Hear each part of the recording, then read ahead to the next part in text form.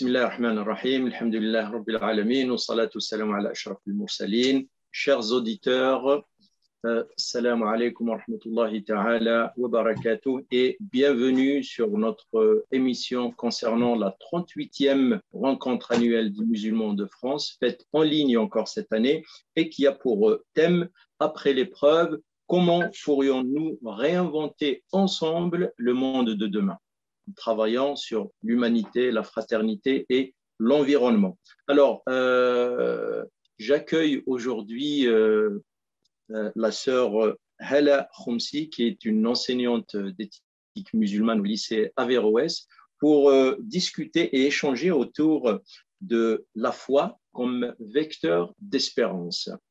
Sœur Hala, salam alaikum wa rahmatullahi ta'ala wa barakatuh. Wa alaykoum salam wa rahmatullahi ta'ala wa barakatuh.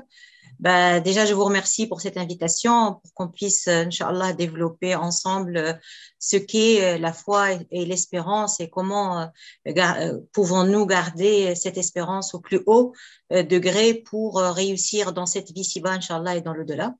Et bonne continuation pour cette 38e Mara. Merci.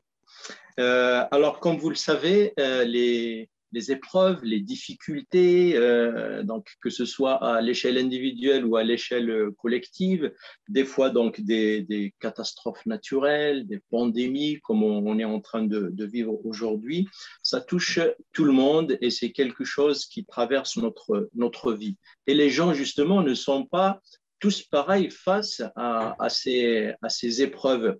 À votre avis, quelles sont les différentes attitudes des gens par rapport à l'épreuve en général?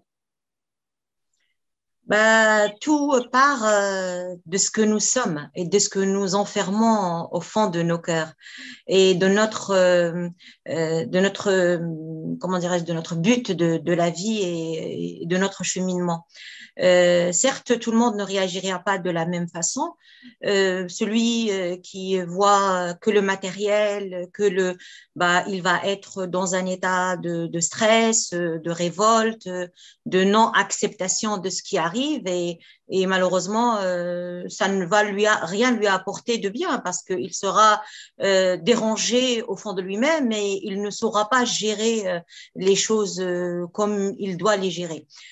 Tandis que la personne que son cœur est empli de foi, là, sa réaction est différente parce que lui, il se remet à Allah subhanahu wa ta'ala et il sait que tout vient d'Allah subhanahu wa ta'ala. Comme le dit Rasul sallallahu alayhi wa sallam dans un hadith, si les êtres humains, tous les humains et tous les djinns vont s'allier pour te nuire, ils ne te nuiront que de ce que Allah subhanahu wa ta'ala t'a déjà prédestiné. Et pareil, si tous les humains et tous les djinns vont s'allier pour te causer un bien ou pour te faire profiter d'un bien, ils ne pourront te faire profiter que ce que Allah subhanahu wa ta'ala t'a déjà prédestiné. Donc là, il y a un certain apaisement dans le cœur qui permet de faire changer al-mihna ila minha. Le mihna, la dureté, on peut la changer en un bienfait de Dieu. Pourquoi? Parce que ça va nous permettre, les épreuves nous permettre d'évoluer. Les épreuves nous permettent de s'améliorer, nous permettent aussi de se purifier, nous permettent de tisser davantage de liens avec Allah subhanahu wa ta'ala, de faire davantage d'efforts, d'exceller. Parce qu'une personne qui n'est jamais mise à l'épreuve, n'est jamais éprouvée, elle va être dans la passivité, elle va et elle n'a pas l'occasion de se renouveler, de rebondir, et d'être meilleure dans ses actes et ses faits. Donc la foi apaise et nous aide à tenir parce qu'il y a une grande confiance en Allah subhanahu wa ta'ala. C'est que tout ce qui nous arrive, dans tous les cas, c'est un bien pour nous. Comme dit le prophète sallallahu alayhi wa sallam, amrul mu'mini kulluhu khayr. Tout ce qui arrive aux musulmans ou aux croyants est un bien. إذا مسته سراء le contraire au début. S'il est touché par un bien, il remercie Allah subhanahu wa ta'ala et ceci est un bien pour lui. Et lorsqu'il est touché par un mal, il patiente et ceci est un bien pour lui. Donc, le patienter est un bien pour le musulman, ça lui attire l'agrément d'Allah subhanahu wa ta'ala et ça l'aide, ça lui donne de la sérénité, ça lui donne ce sentiment comment dirais-je, d'assurance, il est rassuré et en même temps, lorsqu'il est dans le bien, ben, il est dans le remerciement, il est dans la gratitude et la reconnaissance des bienfaits d'Allah subhanahu wa ta'ala sur lui. Donc, tout ce qui arrive aux croyants… Ces deux paroles prophétiques que vous venez de citer, est-ce qu'elles ne sont pas synonymes à la résignation? Certains peuvent dire que la patience, se remettre à Dieu, c'est synonyme à résignation, donc baisser les bras et attendre ce qui va arriver. Est-ce que c'est ça?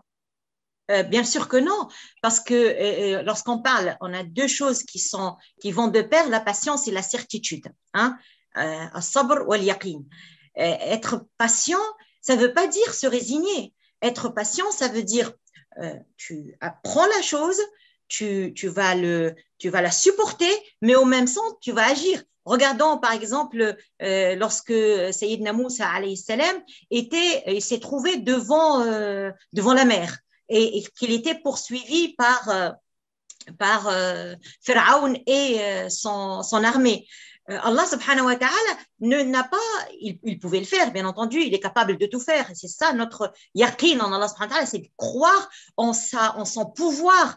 Allah subhanahu wa ta'ala était capable d'exterminer Pharaon et son armée sans que Moussa fasse quoi que ce soit. Mais Allah, il a ordonné à Moussa de donner un coup de bâton à la mer qui s'est séparés en deux. Et on a ça dans plusieurs, dans l'histoire, c'est que les prophètes, c'est ils étaient dans l'action, et avec l'action, il y avait quand même, bien sûr, et avant tout, cette patience, mais la patience avec l'agissement, avec l'action. On agit et on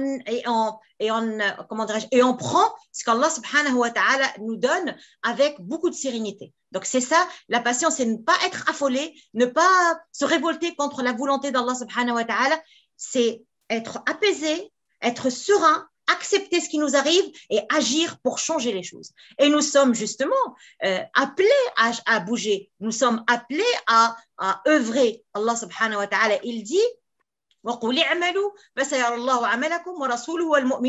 œuvrez, Allah verra vos actions ou votre action, ainsi que son prophète et les croyants. Donc, nous sommes appelés, et c'est notre responsabilité ici sur Terre, c'est d'œuvrer pour un changement, pour une amélioration, pour une évolution, mais sans être dans la défaite, on crie au loup, on va mal. Non, on est serein, on est croyant, on sait qu'Allah subhanahu wa ta'ala, si on est sur le droit chemin, il est certainement avec nous, il nous accompagne et il va nous assister et nous soutenir, et certainement sa miséricorde qui est énorme va être là pour nous sauver. La miséricorde d'Allah subhanahu wa ta'ala, vous savez, comme le dit lui-même, elle est, Allah subhanahu wa ta'ala, il dit dans Surat Al-A'raf, mon châtiment, dit le Seigneur, tombe sur qui je veux. Et ma miséricorde embrasse toute chose.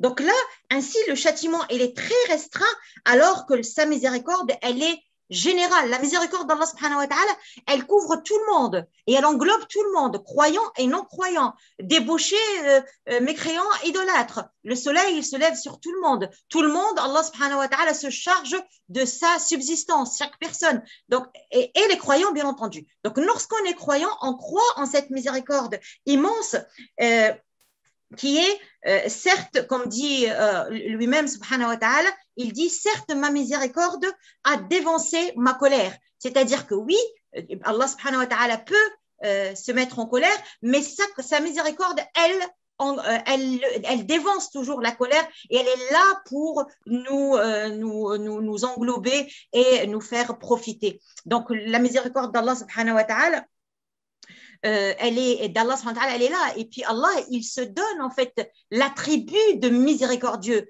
hein, il se donne le très miséricordieux, le tout miséricordieux. Regardez, lorsqu'on fait nos prières, au moins, lorsqu'on fait les prières obligatoires, 17 fois, on va lire le Fatiha. Dans le Fatiha, il y a à 2 reprises, que le Basmala et à l'intérieur de la sourate, Ar-Rahman, Ar-Rahim, le tout miséricordieux, le très miséricordieux. Allah subhanahu wa ta'ala, je me répète, il se l'est donné en attribut, c'est-à-dire moi je suis le tout miséricordieux, le très miséricordieux. Et Sayyidina Ibrahim alayhi salam ou Sayyidina Muhammad sallallahu alayhi wa sallam ont utilisé, ils ont appelé la miséricorde d'Allah subhanahu wa ta'ala en disant que tu es Arhamur Rahimin, le plus miséricordieux des miséricordieux. Alors, lorsqu'on a dit à Muhammad sallallahu alayhi wa sallam, craignez les gens, dans le sens, craignez les gens, ils se sont rassemblés contre vous, donc il faut les craindre. Et Allah subhanahu wa ta'ala, il a dit, le prophète sallallahu alayhi wa sallam, il a dit, non, c'est que moi je m'appuie sur Allah subhanahu wa ta'ala, Allah, il est là pour moi et je n'ai rien à craindre des gens. Donc là, il faut le croyant, en fait, il arrive à tenir parce que dans son mental, il y a la présence de la miséricorde d'Allah subhanahu wa ta'ala. Et là, c'est quelque chose de très fort. Puisque, comme on l'a dit… Sœur Hala, est-ce que c'est ça qui fait que le croyant, le porteur d'une foi, résiste mieux aux épreuves? Parce qu'on le sait, on dit souvent que celui qui a la foi, il résiste mieux justement face à ces épreuves que quelqu'un qui n'a rien pour s'y attacher, pour s'y remettre. Est-ce que c'est cette confiance, cette certitude qui aurait une issue à l'épreuve? Bien entendu, la confiance en Allah subhanahu wa ta'ala, as-siqatu billah, le fait de s'appuyer sur Allah subhanahu wa ta'ala, tawakkul ala Allah subhanahu wa ta'ala, al-yaqin billah, la certitude, tout ça, ce sont des éléments et, comme je viens de le dire, avoir toujours présent dans nos esprits que la miséricorde d'Allah subhanahu wa ta'ala, elle est là. Il est certainement, et lui, subhanahu wa ta'ala, il nous la rappelle dans le Saint-Coran à maintes reprises. Il nous rappelle qu'il est le tout miséricordieux, le très miséricordieux. Donc, on a l'yaqin, c'est que rien ne se fera sans l'aval d'Allah subhanahu wa ta'ala. Allah subhanahu wa ta'ala, il est notre soutien. C'est sur lui qu'on se repose parce qu'il nous l'a promis et Allah et nous avons foi en Allah subhanahu wa ta'ala. Cette foi profonde, elle nous donne cette sérénité et ce bien-être, je dirais, même dans l'épreuve. Même dans l'épreuve, on a cette relation, ce fil, cette corde plutôt qui nous lie avec Allah subhanahu wa ta'ala, qui nous procure bien-être et qui nous procure cette sérénité surtout. Être serein et ne pas s'affoler devant les épreuves. Parce que la vie, elle est faite d'épreuves. Il y a plein d'épreuves. Il y a l'épreuve par le mal, certes, mais il y a l'épreuve par le bien. Il y a différents types d'épreuves. Et l'épreuve par le bien, ils sont au plus importants que les épreuves par le mal. Même dans le Coran, il n'y a que quelques passages dans le Coran où on cite l'épreuve par le mal avant l'épreuve par le bien. Donc, le musulman ou le croyant, plutôt, parce que dans toutes les fois, on parle de cette patience et de ce yaqin, et de cette certitude et le fait de s'appuyer sur Allah subhanahu wa ta'ala. Parce qu'on en a, c'est ça le sujet de la foi en fait en général. La foi, c'est ce qui est dans nos cœurs, qui va nous procurer cette profonde conviction qu'Allah est toujours là, il est là, c'est lui le maître du monde, c'est lui qui gère tout, c'est lui qui est capable de tout faire. Donc nous, on prend les causes, al-asbab, al-akhdhu bil-asbab, on va agir, on va travailler, mais tout en se remettant entre les mains d'Allah subhanahu wa ta'ala. C'est lui qui est capable de nous sauver de toutes choses, de la maladie, de la souffrance, de la pauvreté, de toutes choses. On se remet entre les mains d'Allah subhanahu wa ta'ala et on l'invoque.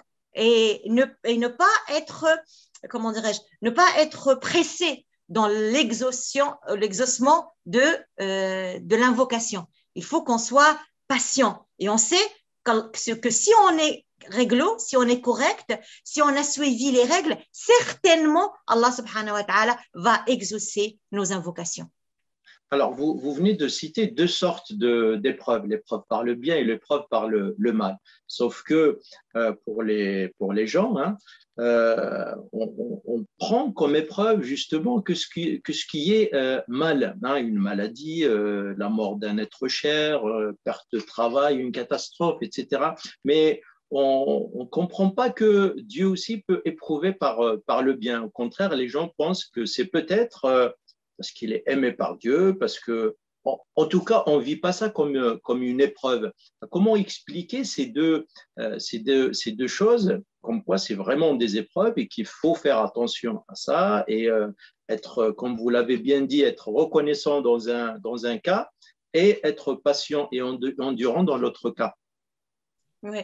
Ben, Allah subhanahu wa ta'ala, il dit dans le Coran, خُلِقَ الْإِنسَانُ هَلُوعًا. L'homme, il est créé ainsi. S'il est touché par un mal, il est, comment dire, il est dans la révolte, il n'apprécie pas, il est mal. Et malheureusement, il ne sait pas que le bien aussi, ça peut être une épreuve. Si Allah subhanahu wa ta'ala m'a donné une santé, il m'a donné une richesse, il m'a donné des enfants. Tout ça, c'est les bienfaits d'Allah subhanahu wa ta'ala. Donc, si j'ai de la richesse, mais malheureusement, je n'observe pas le droit des pauvres dans ma richesse. C'est-à-dire quoi? C'est-à-dire que je ne réponds pas à l'ordre d'Allah subhanahu wa ta'ala d'être solidaire, d'être bienveillant vis-à-vis des nécessiteux et des personnes qui sont dans le besoin. Ben, malheureusement, c'est une épreuve rude parce que j'ai ce bien et je n'ai pas accompli l'ordre de Dieu. Je n'ai pas accompli l'obligation qu'Allah subhanahu wa ta'ala me demande, qui est l'obligation d'être solidaire, d'être bienveillant vis-à-vis des autres. Si Dieu m'a donné une santé, et cette santé, au lieu de passer mon temps à faire des actes de bien, d'aider les gens, d'être un vecteur de bien, je passe dans le mal, je vais nuire déjà à ma santé, je vais me faire du mal, je vais boire, je vais veiller jusqu'à je ne sais quelle heure, je vais me faire du mal. Ben, malheureusement, je n'ai pas été à la hauteur pour remercier Allah subhanahu wa ta'ala pour ce bien qu'il m'a donné. Et ainsi de suite. Si je ne suis pas dans la reconnaissance et la soumission à Allah subhanahu wa ta'ala dans tous les biens qu'Allah m'a octroyés, ben, je suis dans la méconnaissance et je suis dans la désobéissance. Donc, Dieu nous éprouve, et si on regarde nos vies, ben, la plupart du temps, alhamdoulillahi rabbil alamin, nous sommes bien. Il y a des moments où ça va mal, il y a des moments où on a une épreuve avec le mal, mais ça reste restreint dans le temps. Si on regarde généralement, hein, je ne vais pas dans les spécificités, généralement. Mais ce qui nous marque le plus, là où on s'est vraiment dirigé en sincère à Allah subhanahu wa ta'ala, c'était plutôt dans les moments de détresse. Alors que Allah subhanahu wa ta'ala nous demande de l'implorer, de l'invoquer lorsqu'on va bien, et ainsi, il nous répondra, et d'être présent lorsqu'on est bien, d'être présent avec Allah subhanahu wa ta'ala et avoir cette relation bien soudée avec Allah subhanahu wa ta'ala lorsqu'on est bien, pour qu'Allah subhanahu wa ta'ala soit avec nous lorsqu'on est dans la difficulté. Comme Sayyidina Yunus alayhi salam. Allah subhanahu wa ta'ala, pourquoi il l'a sauvé, Sayyidina Yunus, lorsqu'il a été avalé par le hout, par le gros poisson, qu'est-ce qu'Allah il dit de lui? Nous l'avons sauvé parce qu'il était parmi les gens qui font beaucoup de tasbih. Donc, le zikr de Sayyidina Yunus pendant son temps normal, sa vie, toute sa vie, l'a sauvé lorsqu'il était dans la difficulté. Donc, il faut qu'on se prépare à ces difficultés en étant toujours dans une quête de satisfaction d'Allah subhanahu wa ta'ala et en étant toujours dans les normes d'Allah subhanahu wa ta'ala. Si toute ma vie, toute notre vie, on essaye d'être conforme aux normes d'Allah et on essaye de lui obéir du mieux qu'on peut, parce qu'on est des êtres humains et on faute certainement, comme le dit le prophète sallallahu alayhi wa sallam, kullu bani adam khata wa khayrul khata'in at-tawwabun. Donc nous sommes tous des pécheurs, on fait des péchés, mais le meilleur c'est celui qui demande pardon à Allah subhanahu wa ta'ala, qui revient à Allah subhanahu wa ta'ala. Donc si nous on tente tout au long de notre vie de rester sur le droit chemin, même si on vire un peu, on revient aussitôt et on essaye de s'y tenir, ben certainement nous avons confiance en Allah subhanahu wa ta'ala comme il nous l'a promis. Il nous a promis d'être là pour nous si on est là pour lui. Si on fait le moindre effort, Allah, il est là pour faire davantage d'efforts que nous. Et ceci, c'est de par sa miséricorde. Parce qu'il est le tout miséricordieux, le très miséricordieux. Et il ne cesse de nous le rappeler à longueur du Saint-Coran, par exemple. Il nous cesse de rappeler pour que ça soit quelque chose de ressenti en nous, qu'on le vit vraiment. C'est qu'Allah, il est miséricordieux. Ça ne veut pas dire qu'on va laisser l'action ou on ne va pas œuvrer, en faire de nous-mêmes, mais avoir cette certitude de sa miséricorde, ça nous ouvre des horizons et ça nous fait davantage œuvrer pour lui parce que cette grande miséricorde mérite de notre part une reconnaissance quand même. Alors, vous venez de parler donc et de donner quelques exemples de prophètes, etc., qui ont été sauvés, secourus, parce que justement, ils n'ont pas oublié Dieu dans leur vie. Mais malheureusement, beaucoup de gens tombent justement dans cet oubli, dans l'insouciance, et c'est pour ça que peut-être que au moment de l'épreuve, des difficultés, eh bien, ils ont du mal. Ils perdent cet espoir en quelque sorte, alors que on le sait dans le Coran, dans plusieurs passages, Dieu nous invite justement à ne pas désespérer de la miséricorde d'Allah Azza wa Jal. Comme l'a dit par exemple le père de Youssouf alayhi salam, hein, il dit ce sont seulement les gens mécréants qui désespèrent de la miséricorde d'Allah, comme dit le Coran. Est-ce que justement le désespoir, c'est une qualité? Est-ce que ça peut être une qualité du croyant vraiment qui a la certitude en Allah Azza wa Jal? Ou bien le croyant, il doit toujours être confiant et il espère en Allah Azza wa Jal? Bien sûr, puisque c'est clair dans le verset coranique qui dit que seuls les mécréants, seules les personnes qui ne croient pas en Allah subhanahu wa ta'ala, seules les personnes privées de foi qui désespèrent de Dieu. La yaqnatu,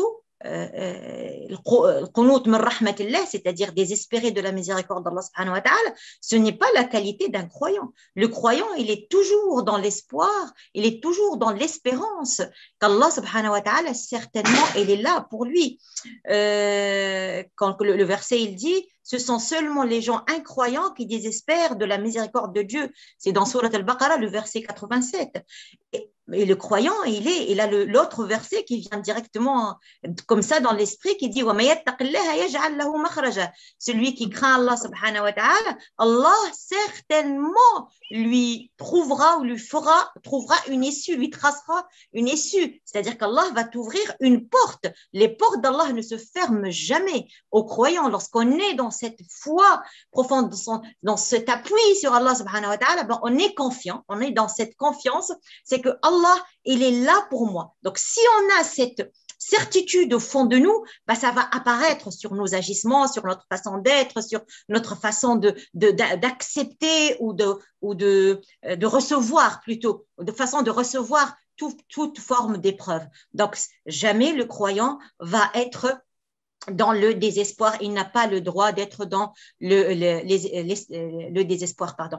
Et puis, le croyant, il a une autre aussi arme, si je peux dire, qui va l'aider à s'apaiser. C'est dhikrillah, comme dit Allah subhanahu wa ta'ala dans le Saint-Coran, ala bi dhikrillahi tatma'innul qulub. C'est avec l'évocation d'Allah que les cœurs s'apaisent. C'est-à-dire, lorsqu'on entretient cette relation intime avec le plus haut, bah, on se fortifie, on se donne la force, on se donne le courage pour pouvoir tenir devant toutes les épreuves de la vie. Et comme j'ai dit tout à l'heure, rendre les épreuves en un don divin, en une opportunité où on va développer notre foi, où on va essayer de fortifier le lien qui nous lie à Allah subhanahu wa ta'ala, où on va se réinventer, où on va développer les moyens pour dépasser cette épreuve ou l'autre, ainsi de suite. Donc, les épreuves ne sont pas toujours un châtiment, ils ne le sont pas. Hein?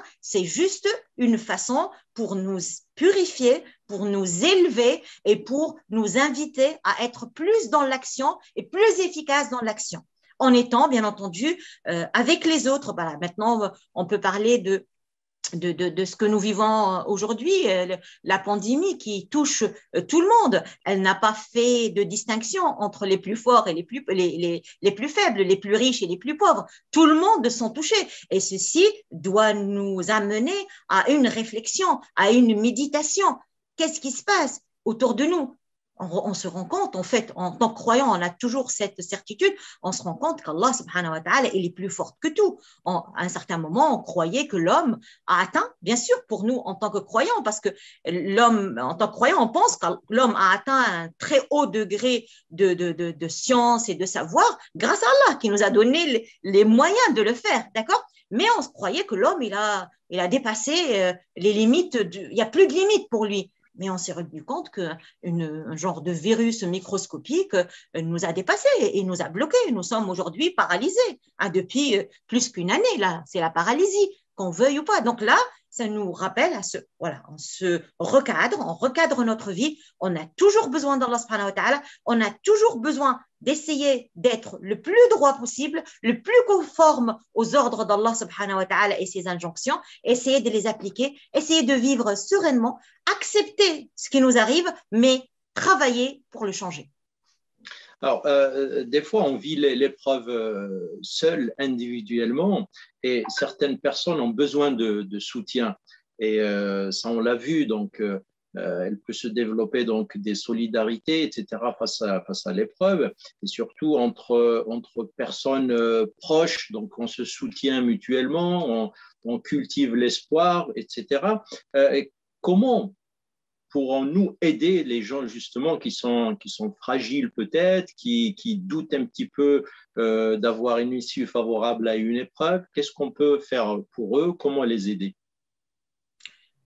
Franchement, en tant qu'homme de foi, c'est le retour à la foi il nous aide. D'accord? C'est cette relation avec le plus haut qui nous aide à tenir. Mais bien sûr, il y a des actions sociales qui sont faites pour venir en aide aux plus démunis. Et notamment, on voit maintenant, depuis certains moments et à l'occasion du mois de Ramadan, cette solidarité, elle se développe de plus en plus, surtout pendant le mois de Ramadan. Et on suit dans cela le prophète Mohammed sallallahu alayhi wa sallam, que Saïda Aïcha nous disait qu'il était un homme très généreux et il était encore plus généreux pendant le mois de Ramadan. Donc, être solidaire, venir au secours des nécessiteux. Là, je sais qu'il y a beaucoup d'actions qui s'organisent pour nourrir ou donner des colis alimentaires ou nourrir des jeûneurs, venir pour soutenir des étudiants qui se trouvent malheureusement des fois enfermés dans une petite chambre universitaire et qui ne peuvent pas bouger. Donc, il y a des actions que nous pouvons mener. Malheureusement, le contact physique, il n'est pas toujours possible pour voir parce qu'il y a des personnes qui sont chez eux, renfermées, qui ont du mal et qui ont du mal à accepter d'être renfermés aussi longtemps et malheureusement, lorsqu'il n'y a pas de famille qui est derrière pour pouvoir leur apporter l'amour, le soutien, cette solidarité, ils le vivent mal. Donc, il y a des actions collectives qui s'organisent, que nous pouvons faire, notamment les aides, qu'on peut dire financières, hein, les aides financières, et ça peut se faire, mais il y a des aides même psychologiques, hein, morales, Oui. un soutien moral et une aide carrément psychologique qui peut aider les personnes avec l'écoute, avec un discours qui apaise, et ainsi de suite. Donc, là, dès qu'on a la possibilité de le faire, il faut le faire pour être toujours un vecteur du bien, toujours quelqu'un qui apporte le bien, qui aide les gens à être meilleurs. Finalement, l'épreuve, elle révèle en fait ce qu'il y a en nous en tant qu'être humain, hein, parce que c'est là où on voit est-ce qu'on résiste ou pas, est-ce qu'on se résigne ou pas, est-ce qu'on vient apporter de l'aide à l'autre, sans distinction d'ailleurs, ni de religion, ni de race, etc. Et ça rassemble les gens. Qu'est-ce que vous en pensez? Je crois qu'elle révèle ce qu'il y a de bien en nous. Hein? Les épreuves, lorsqu'elles sont bien vécues, révèlent ce qu'il y a de bien en nous Et nous avons vu, hein, moi je vis dans ma région, des personnes qui cuisinaient, surtout pendant la première vague, qui cuisinaient, qui ont pris des salles de fête pour cuisiner, préparer, ramener aux soignants dans les hôpitaux, qui ont fait beaucoup des femmes qui faisaient des gâteaux chez elles et qui les donnaient pour justement les soignants. Et il y a eu pas mal d'actes de solidarité, d'entraide, de ressentir, essayer d'être là pour soulager, pour apporter une lumière, si je peux dire, une lueur d'espoir pour les autres. Et ceci, c'est l'œuvre du croyant. Je reviens là-dessus. C'est que le croyant, là où il se trouve, il apporte le bien. Et il essaye d'être utile pour les autres. Comme le dit le prophète sallallahu alayhi wa sallam, le meilleur des hommes, c'est celui qui est le plus utile aux autres. Le plus utile, celui qui apporte le bien aux autres, qui essaye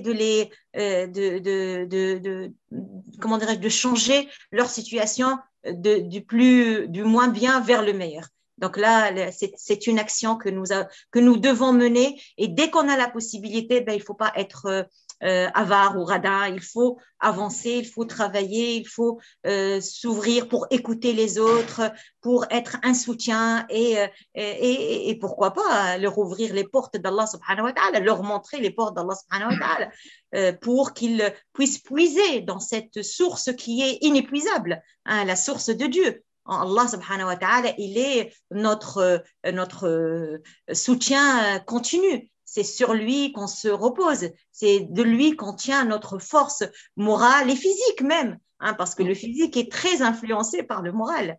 Donc, nous sommes des vecteurs en tant que croyants. La foi, c'est notre point fort, ce qui nous aide à tenir. Et les épreuves aussi, ils ont un rôle dans le renforcement de notre foi. Parce que là, on se retourne davantage vers Allah subhanahu wa ta'ala en sincère. Ça veut dire qu'on est sincèrement des serviteurs, on se sent serviteur d'Allah subhanahu wa ta'ala sincèrement et on s'adresse à lui sincèrement, on lui demande de nous sincèrement. Sur ces belles paroles, donc garder la foi et l'espoir en Allah Azza wa Jalla, apporter le bien et être utile aux autres. Nous arrivons à la fin de notre émission.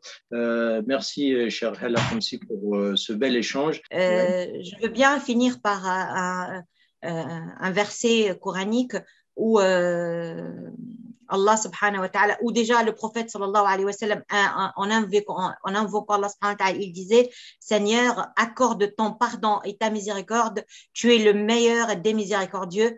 Et cette invocation, elle était faite par Mohammed, elle était faite par Ibrahim alayhi salam. Et Allah subhanahu wa ta'ala, il dit: informez mes serviteurs que c'est moi le pardonneur Al-Ghafour, le très miséricordieux Ar-Rahim, et que mon châtiment est certes le châtiment douloureux, mais Allah subhanahu wa ta'ala fait du pardon et de la miséricorde des attributs inhérents à son essence. Donc, nous devons s'y tenir à cette miséricorde et à son pardon. Inch'Allah, que Allah nous accorde le pardon et la miséricorde. Wa barakallahu fikum wa salamu alaykum. Wa alaykum salam wa rahmatullah. Merci, cher Hala Khamsi. Merci à nos auditeurs et je vous dis à très bientôt dans une autre émission, toujours dans notre 38e rencontre annuelle des musulmans de France, faite encore cette année en ligne. Salam alaikum. Comme salam alaikum.